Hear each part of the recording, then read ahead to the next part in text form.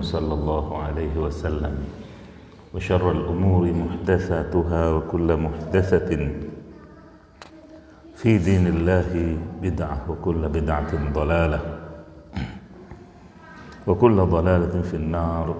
معاشر الآباء والأمهات والإخوة والأخوات, kembali kita dipertemukan oleh Allah Subhanahu wa Ta'ala di majelis yang mulia ini dalam rangka mengkaji sabda-sabda Rasulnya Sallallahu Alaihi Wasallam. Mudah-mudahan apa yang kita lakukan saat ini Allah jadikan sebagai tambahan amal soleh kita di sisinya, menambah dan memupuk kecintaan kita kepada Allah dan Rasulnya, di mana itu juga tentunya menjadi bekal kita menghadap Allah Subhanahu wa Ta'ala kelak.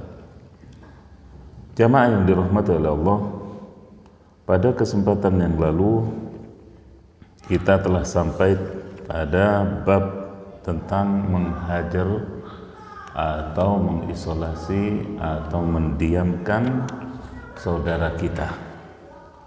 Pada akhir-akhirnya kalau tidak salah,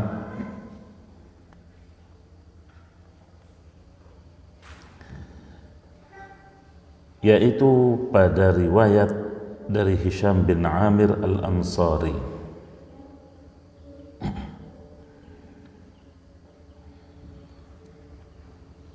radhiyallahu anhu, di mana beliau adalah ibnu Anas bin Malik. Beliau adalah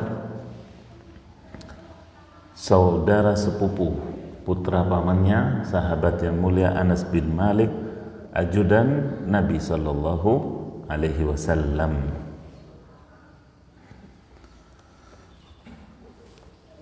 Menceritakan di mana ayahandanya itu terbunuh atau gugur di perang Uhud. Lalu menceritakan bahwa dirinya mendengar dari Rasulullah Sallallahu Alaihi Wasallam sabdanya, la yahillu li muslim ayyusarima musliman fawqa thalath. Tidak dihalalkan bagi seorang muslim untuk memusuhi atau memutus hubungan atau mendiamkan atau tidak menyapa saudaranya lebih dari 3 hari. Fa innahuma nakibani 'anil haqq ma dama 'ala siramihima.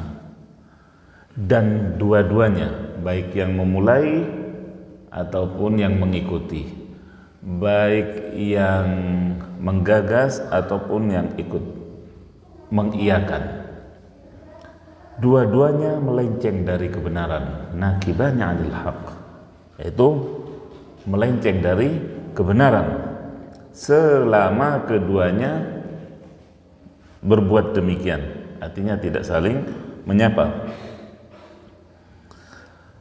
Wa inna awwalahuma fai'an yakun kafaratun anhu sabquhu bil fai'. Dan yang memulai menyapa di antara keduanya, maka itu merupakan fai' atau kemenangan atau tanpa peperangan. Fai' itu adalah kemenangan tanpa peperangan, hasil yang didapatkan oleh prajurit tanpa berperang, dan menjadi kafarah bagi dosa-dosanya. Wa in mata ala siramihima lam yadkhulal jannah jami'an abada. Namun yang menakutkan adalah ketika keduanya mati dalam berseteru tadi, dalam ketidakmenyapaan, dalam kediaman, dalam kesenyapan, tanpa menyapa. Ini yang ditakutkan. Pas sopo-sopoan kemudian salah satunya meninggal atau dua-duanya, maka keduanya tidak masuk surga. Bahkan ada kata abada di sini, selamanya. wa in sallama alaihi fa aba an yaqbala taslimahu wa salamahu radda alaihi al-malak wa radda 'ala al-akhar asy-syaitan. Jika salah satu dari dua orang tadi berusaha menyapa dengan bersalam lalu tidak diterima, salamnya itu tidak dijawab, ya, ataupun sapaannya juga, maka yang menjawab salam orang yang pertama itu adalah malaikat, sedangkan yang menjawab yang kedua adalah setan yang menunggui orang yang enggan menjawab salam tadi. Artinya apa? Sebagai temannya setan, waliyadzubillah. Hadis semacam ini tentunya cukup menakutkan bagi kita dan cukuplah sebagai cambuk. Bagaimana hanya karena perkara ya, tidak bertegur sapa kemudian menjadikan ya sholatnya, puasanya, hajinya bahkan dan lain-lain seolah-olah percuma karena tidak dapat mengantarkannya ke surga, tidak dapat mengantarkan orang tersebut ke surga dan menjadi penghalang baginya untuk masuk surga karena tidak bertegur sapa itu tadi. Maka di sini tentunya mengandung motivasi atau seruan dari Rasul sallallahu alaihi wasallam agar kita selalu baik hubungan dengan saudara kita, agar kita harmonis hubungannya dengan saudara-saudara kita, menghindari semaksimal mungkin apa-apa yang bisa kira-kira menimbulkan putus hubungan ataupun ketidakharmonisan, selama terlebih ketika masalah itu adalah masalah duniawi, maka mengalah tentunya lebih utama dan lebih mulia di sisi Allah Subhanahu wa ta'ala. Demi apa? Bukan kalaupun kita masih mangkel sama orangnya, tapi tidak, demi pahala, demi surga yang Allah janjikan, demi cita-cita kita yang tertinggi yaitu masuk ke surga Allah Subhanahu wa ta'ala. Maka kita kesampingkan ego kita, kita singkirkan ya, amarah kita. Sekali lagi bukan karena takut kepada si A atau si B, tapi karena pertama mematuhi perintah Allah dan Rasulnya, kemudian juga meraih apa-apa yang dijanjikan oleh Allah Subhanahu wa ta'ala kelak di akhirat. Jamaah yang dirahmati oleh Allah, kemudian Imam Al-Bukhari rahimahullah beralih kepada lingkup yang lebih kecil. Kalau itu lingkup masyarakat tadi ya, tentang bagaimana kita bersosialisasi dengan kanan kiri depan belakang kita, maka di sini kemudian Imam Bukhari menutup bab yang satu ini dengan lingkup keluarga, lingkup rumah, lingkup yang lebih sempit. Nah, ini juga sebenarnya sangat menarik. Dari Aisyah radhiyallahu anha qalat, qala Rasulullah sallallahu alaihi wasallam, inni la'arifu ghadabaki wa ridaki. Sungguh aku, kata Rasulullah, amat kenal, amat peka, amat mengerti kapan engkau itu marah, kapan engkau ridha. Ya. Kapan engkau marah, kapan engkau ridha, wahai Aisyah. Ini menandakan Nabi kita alaihi salatu wassalam yang begitu mengenal watak istri-istri beliau satu-satunya, yaitu satu persatu, termasuk Aisyah, sehingga gerak-geriknya pun kebaca. Sedangkan kita, Allahul musta'an, istri satu-satunya juga ada apal-apal tahunan wataknya. Naam. Qalat qultu wa kaifa ta'rifu dzalika ya Rasulullah. Aku balik bertanya, bagaimana Anda tahu tentang hal itu wahai Rasulullah dariku? Kok bisa? Dari mana? Maka Rasul sallallahu alaihi wasallam menyatakan, innaki idza kunti radiyatan qulti bala wa rabbi Muhammad. Sesungguhnya engkau bila sedang ridha, sedang suka, sedang ceria, sedang happy,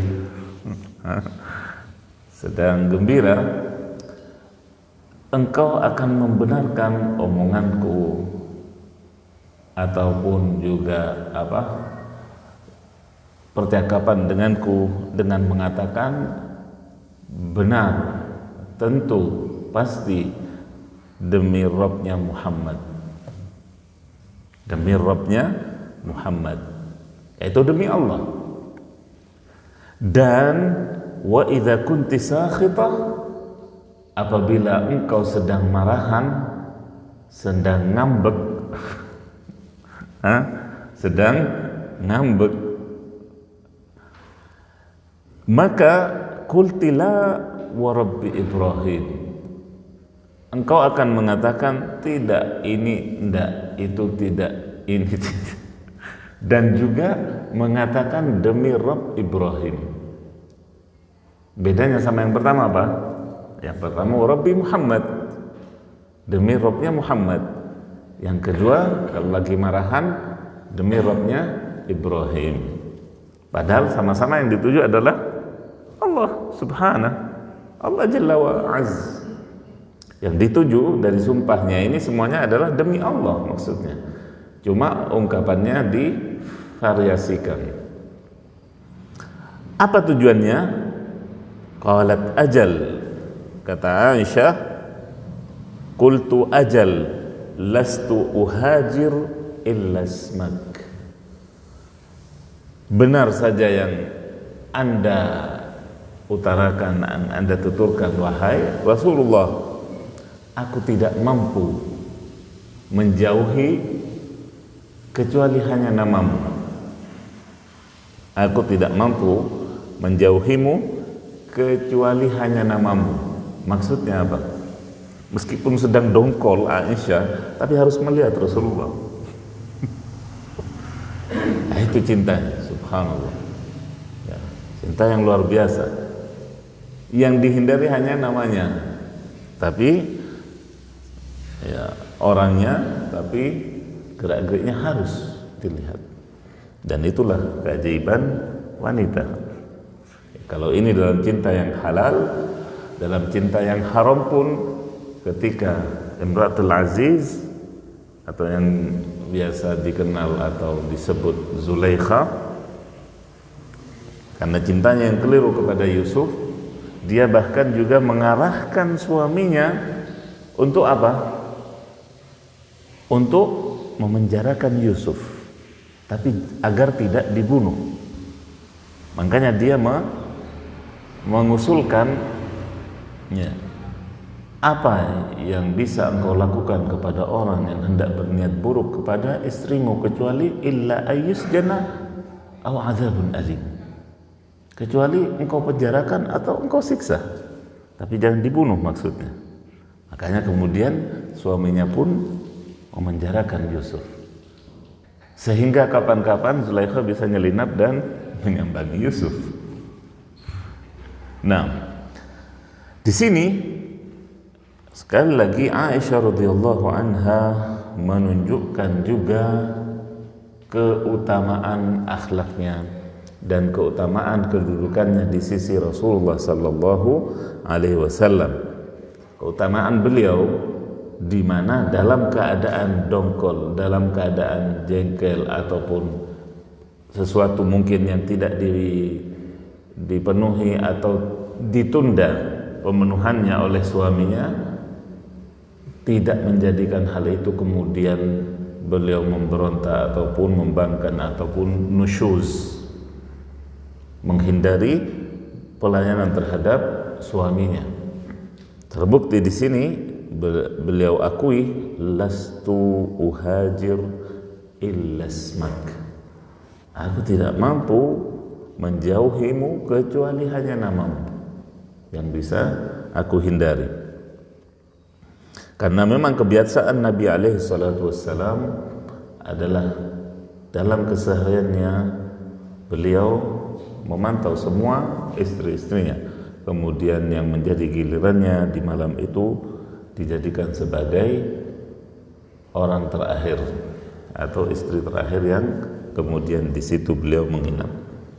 Nah, jamaah yang dirahmati oleh Allah, di sini juga hadis ini juga mengisyaratkan kejujuran Aisyah radhiyallahu anha dalam menukil hadis, dalam menukil kejadian yang dialami oleh beliau dengan suaminya Nabi kita alaihi salatu wassalam, di mana hal seperti ini sebenarnya kesannya kurang baik ya, atau sedikit kurang enak didengar. Akan tetapi Aisyah radhiyallahu anha menceritakan kepada kita, mengungkapkannya seperti kejadiannya, seperti apa adanya, dalam rangka kita sebagai suami mengambil tauladan dari Nabi SAW bagaimana memperlakukan istrinya, dan istri-istri mukminat juga mengambil pelajaran bagaimana bersikap meskipun sedang marahan dengan suaminya, tidak kemudian langsung minggat pulang ke rumah orang tua, tidak demikian. Nah, dan masih banyak tentunya faedah yang bisa diambil dari hadis-hadis yang semacam ini. Namun yang disebutkan insyaallah sudah cukup mewakili. Kemudian Imam Al-Bukhari beralih kepada bab selanjutnya, masih dalam masalah hajr di sini, masih dalam masalah isolasi. Bab man hajar akhahu sanah, bab orang yang mengisolasi, mendiamkan saudaranya 1 tahun. 1 tahun 360 hari, bayangkan, atau 65 hari. Dari Abu Khirash As-Sulami, annahu sami'a Rasulullah sallallahu alaihi wasallam yaqul man hajara akhahu sanatan fahuwa kasafki damih. Allah, barang siapa yang memutus hubungan, mendiamkan saudaranya dalam 1 tahun, selama 1 tahun, maka hal itu dosanya, besarnya dosanya sama dengan mengalirkan darahnya atau membunuhnya. Allah. Sedangkan dosa membunuh adalah bukan cuma dosa besar, tapi top 10, masuk peringkat atas, 10 teratas ya, dari dosa-dosa besar. Maka di sini juga merupakan cambuk yang luar biasa dari Nabi kita alaihi salatu wassalam ketika mengingatkan umatnya agar menjauhi isolasi ataupun mendiamkan saudaranya, karena dengan adanya ketidakharmonisan ini banyak maslahat yang terbengkalai, banyak manfaat yang tidak berjalan. Kalau dua-duanya sama-sama tajir, gimana? Transaksi mungkin sampai berapa terhenti karena ketidakharmonisan hubungan. Kalau keduanya akan banyak efeknya, dampak negatifnya yang akan dialami oleh mereka berdua ataupun bahkan keluarganya ataupun masyarakat sekitarnya. Dan ketika Nabi mensejajarkan dengan safkud dima, dengan pembunuhan, maka ini menunjukkan besarnya dosa tersebut. Baik. Jamaah yang dirahmati oleh Allah, bab berikutnya bab al-muhtajirain. Masih juga seputar al-hajar, dua orang yang saling mendiamkan. Namun di sini berupa motivasi dari Nabi alaihissalam untuk bergegas atau bersegera atau berinisiatif mengakhiri jika kita punya teman atau saudara kita atau teman yang juga saudara seakidah kita melakukan hal itu kepada kita, mendiamkan kita, maka jangan sampai kemudian kita ikut-ikutan dan meneruskan. Kita ikut-ikutan dan meneruskan, jangan. Tetapi hendaklah kita menjadi yang lebih baik dari orang tersebut, yaitu dengan memulai. Di sini dari sahabat Abu Ayyub Al-Ansari radhiyallahu anhu bahwasanya Rasulullah sallallahu alaihi wasallam menyatakan, la yahillu li muslimin ay yahjura akhahu fawqa 3 ayyam. Tidak dihalalkan berarti haram, tidak dihalalkan berarti terlarang, tidak dihalalkan berarti jangan kerjakan. Tidak dihalalkan bagi seorang muslim menjauhi, menghajar, mengisolasi, memutus hubungan dengan saudaranya lebih dari 3 hari. Kemudian Nabi gambarkan bagaimana bentuk hajarnya. Yaltaqiyan, keduanya bertemu, saling melihat dari jauh.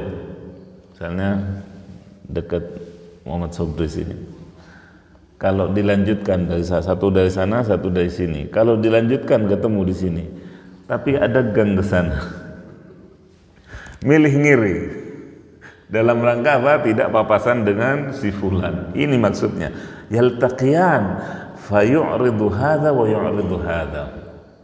Keduanya bertemu, sudah saling melihat, kemudian yang satu belok kanan gerak, yang satunya belok kiri gerak. Ya, masing-masing nyari gang untuk menghindari.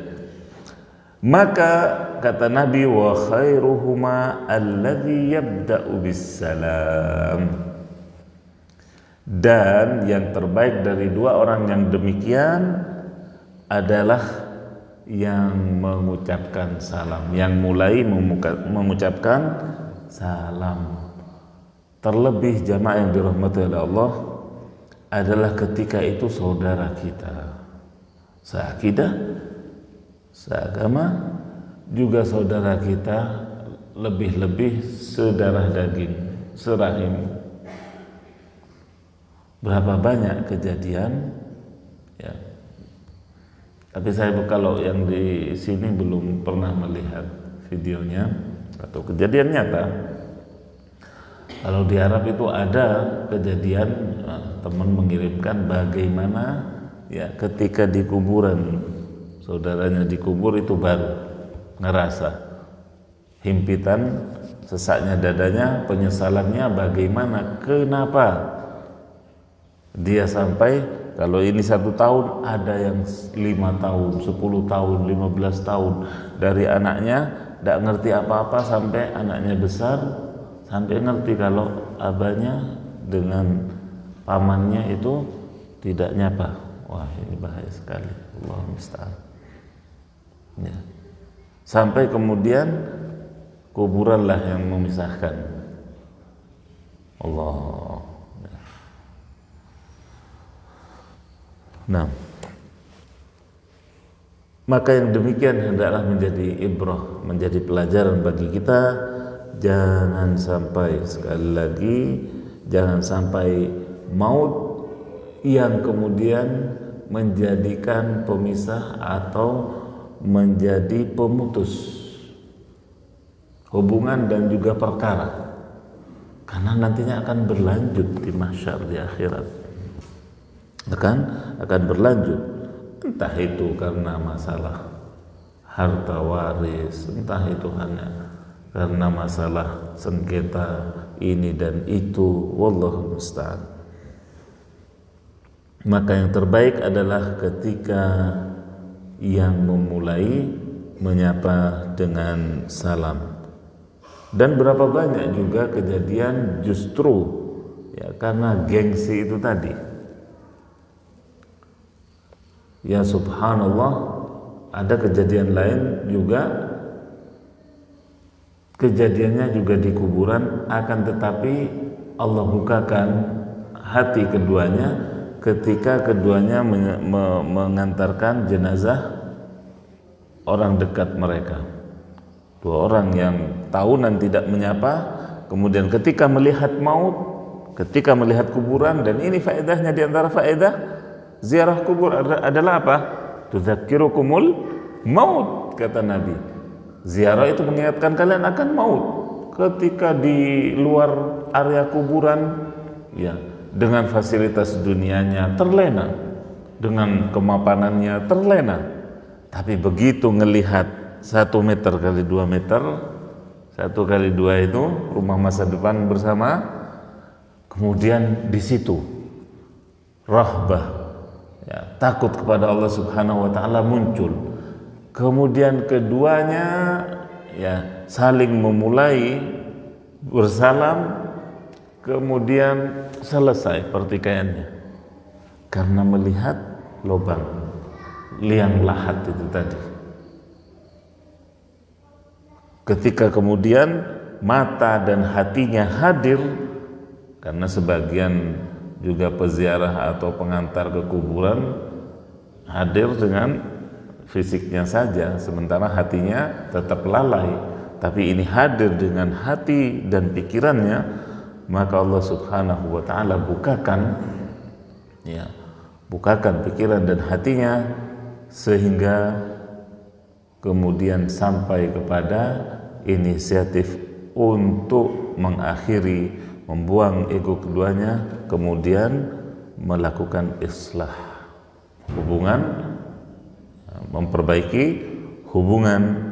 Dan alhamdulillah kalau yang kedua ini selamat, mengambil jalan keselamatan, ya. Dan itulah karunia Allah yang Allah berikan kepada siapa yang dikehendaki dari hambanya. Jamaah yang dirahmati oleh Allah, juga Imam Bukhari rahimahullah meneruskan di sini tentang bab asy-syahna, yaitu permusuhan, bab tentang permusuhan atau ketidakharmonisan ataupun ketegangan. Ini syahna semua, karena tingkat permusuhan itu kan berjenjang, berlevel, tidak satu. Ada permusuhannya yaitu hanya ya ringan, sekedar mungkin ya 1-2 masalah selesai. Ada yang permusuhannya kental, makanya dikatakan musuh bubuyutan, bukan musuh biasa kalau seperti itu. Nah, di sini bab asy-syahna yaitu ketidakharmonisan, ketegangan bisa jadi, ya. Dalam hadis yang masyhur tentunya dari Abu Hurairah radhiyallahu anhu, potongannya di sini adalah la tabaghadu wa la tahasadu wa kunu ibadallahi ikhwana. Janganlah kalian saling membenci, janganlah kalian saling berhasad atau iri dengki. Jadilah kalian sebagai hamba Allah yang bersaudara. Hadis ini sudah berlalu seingat saya dan sudah dijelaskan tentunya bagaimana ketika Rasulullah di sini mengawali sabdanya dengan larangan-larangan, kemudian ditutup dengan perintah agar kita menjadi hamba-hamba yang bersaudara. Bagaimana bersaudara? Kurang lebihnya ya lapang dada. Kurang lebihnya lapang dada. Ya kan? Di sini kelebihannya si A, di sini kekurangannya si B, begitu pula. Itulah, memaafkan kalau ada yang salah, ada yang ya begitu. Hadis yang kedua, di sini Nabi SAW juga dari sahabat Abu Hurairah menyatakan, tajidu min syarrin nasi yaumal qiyamati indallahi, yaitu manzilatan dzal wajhain alladhi ya'ti haula biwajhin wa haula'i biwajhin. Engkau akan dapati di antara seburuk-buruknya manusia pada hari kiamat di sisi Allah, manzilahnya atau kedudukannya adalah orang yang bermuka dua. Bermuka dua maksudnya gimana? Yang ketika bertemu dengan si A bermuka manis atau bermuka ya, ketika bertemu dengan si B bermuka yang lain. Artinya tidak sama, berubah-ubah tergantung kepentingan, tergantung tujuan ya. Kalau dia punya maslahat, dia pasang wajah yang begini, itu maksudnya. Kalau dia punya maslahat kepada sang ini, juga pasang wajah tertentu agar dia mencapai maslahatnya itu tadi.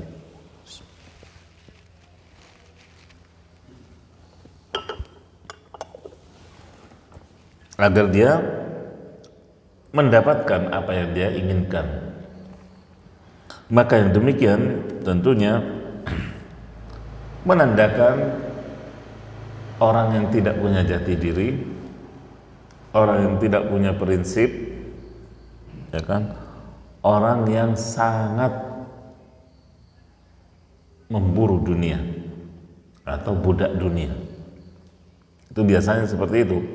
Orang dzul wajhain, orang yang punya dua wajah atau dua muka, atau dalam bahasa yang sedikit jelek yaitu penjilat. Nah, dzul wajhain. Dan jeleknya lagi orang yang demikian itu tidak amanah, karena dia memburu dunia yang dia cari. Orangnya tidak akan amanah, dan orang yang terdekat darinya pun siap dia korbankan untuk mencapai keinginannya. Tak peduli. Na'udzubillah. Maka yang dikatakan oleh Nabi sebagai min syarrin nas, yaitu termasuk seburuk-buruk manusia. Na'udzubillah. Ya karena itu tadi, di samping pada dirinya itu banyak sifat-sifat negatif, bahkan sifat-sifat positif yang ada pada orang lain pun dia tutupi, dia buang demi kepentingannya. Maka sekali lagi orang yang demikian tidak bisa dikasih amanah, tidak bisa dipertanggungjawabkan ya, sikap perbuatannya, karena pelin-pelannya itu tadi jauh dari istiqomah dan lebih dekat nantinya di akhir hayatnya kepada su'ul khatimah kalau tidak bertobat. Na'udzubillah summa na'udzubillah. Jamaah yang dirahmati oleh Allah, kemudian hadis berikutnya juga kembali masih dari Abu Hurairah radhiyallahu anhu. Rasulullah sallallahu alaihi wasallam bersabda, "Iyyakum wadh-dhann, fa inna adh-dhanna akdzabul hadits, wa la tanajashu, wa la tahasadu, wa la tabaghadu, wa la tanafasu, wa la tadabaru, wa kunu ibadallahi ikhwana."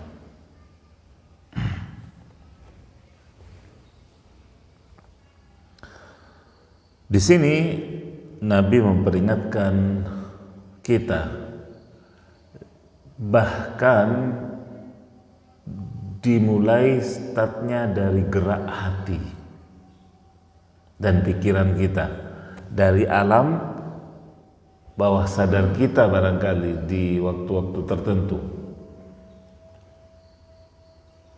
Ketika beliau menyatakan iyyakum wadh-dhann, jauhilah oleh kalian prasangka. Prasangka yang tak beralasan, maksudnya di sini, yang tak berdasar, yang tidak logis. Nah, sebagian, ya. Karena Allah nyatakan inna ba'dadh-dhanni itsmun. Karena sebagian dari prasangka itu dusta. Sebagian, berarti sebagiannya tidak apa-apa. Demi kewaspadaan, demi kewaspadaan. Ya. Kalau kita sudah tahu rekodnya, misalnya seseorang memang ya penuh dengan catatan hitam misalnya, tapi masih kita ini kan tidak terlihat tanda-tanda taubat darinya, tapi masih kita ini kan, berarti itu kecerobohan dari kita. Berarti itu kecerobohan dari kita. 6. Fadhal. Azan.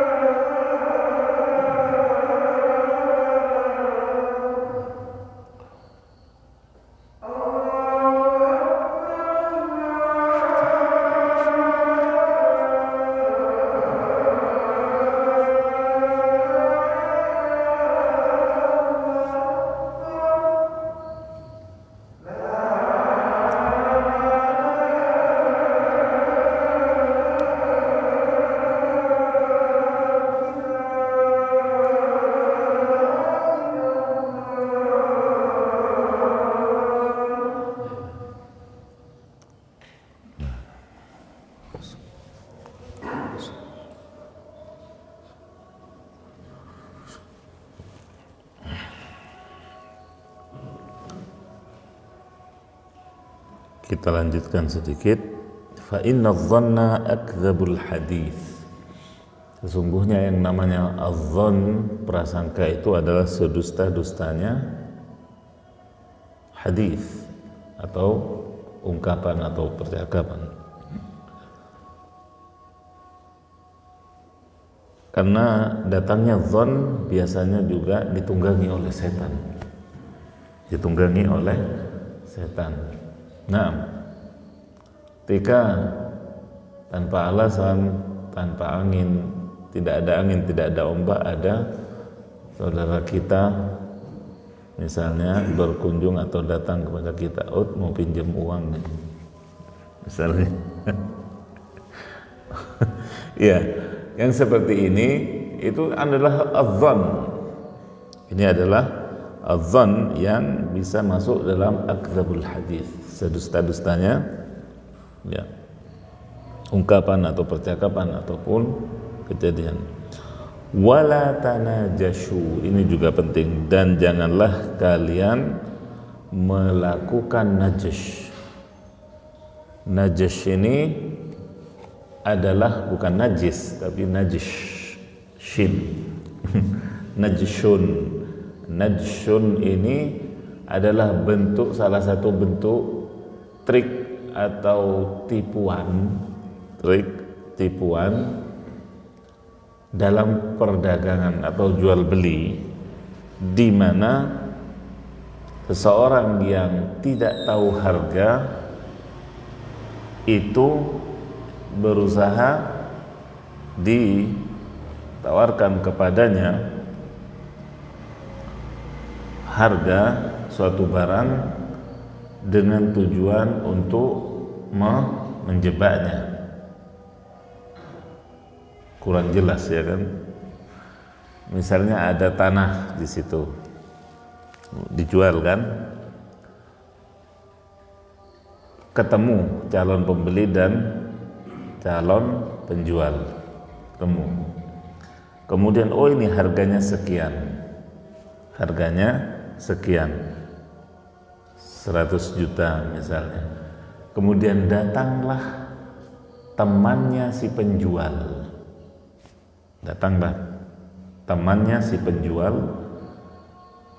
dengan datang ke tempat lokasi, kemudian menyatakan atau seolah-olah menawar. Yang calon pembeli pertama tadi menawarnya misalnya 60 juta, maka yang temannya ini yang tidak dikenal oleh calon pembeli seolah-olah menawar, saya berani 70 atau 75, agar si pembeli asli ini mengangkat harga menjadi 80 atau diambil 100. Paham? Jadi bentuk trik, bagian dari trik tipuan dalam jual beli. Maka yang demikian ini juga dilarang oleh Nabi SAW. Wala tanajashu, jangan kalian saling membegal atau mencegat ya. Bentuk aslinya yang seperti ini adalah ketika perdagangan di suatu tempat atau di suatu kota ya, di pasar suatu kota, di mana menerima barang-barang dari desa. Kemudian ketika ada pedagang yang hendak mendrop ke pasar tersebut, itu dicegat di jalan untuk kemudian dipangkas. Ini juga najash. Ini juga bagian dari najash. Sehingga yang dari desa itu tidak tahu harganya sekarang di kota berapa. Nah, dengan demikian terjadi kejahilan tentang atau ketidaktahuan tentang berapa harga yang berlaku dan lain-lain, sehingga terjadi penipuan ataupun juga kerugian baik dari pembeli maupun dari penjual. Nah, itulah najis. Kemudian sama wala tahasadu, janganlah kalian saling mendengki, hasad, janganlah kalian saling tabaghadu, saling marah, wala tanafasu, dan juga jangan kalian berlomba bersaing dengan persaingan yang sakit, tidak sehat. Wala tadabaru, dan jangan pula kalian saling membelakangi. Jangan kalian saling membelakangi, ngasih punggung, ngasih pantat sama ya saudaranya. Wa kunu ibadallahi ikhwana. Nggak, yang bapak ini ngadep ke antum. Kalau bapak itu ngadep ke sana, itu berarti tanda baru. Kalau ini enggak. Biar jelas. Karena saya melihat isyarat kok kayaknya salah dipahami. Lah, kalau muadzinnya ngadep ke sana, nah itu berarti tadabur. Yaitu saling ngasih punggung. Tapi kalau demikian ini berarti bersoft ya. Baik. Demikian barangkali apa yang bisa saya sampaikan pada kesempatan kali ini. Mudah-mudahan bermanfaat. Ada pertanyaan? Alhamdulillah. Subhanakallahumma wa bihamdik, asyhadu an la ilaha illa anta astaghfiruka wa atubu ilaik. Terima kasih atas perhatiannya. Wassalamualaikum warahmatullahi wabarakatuh.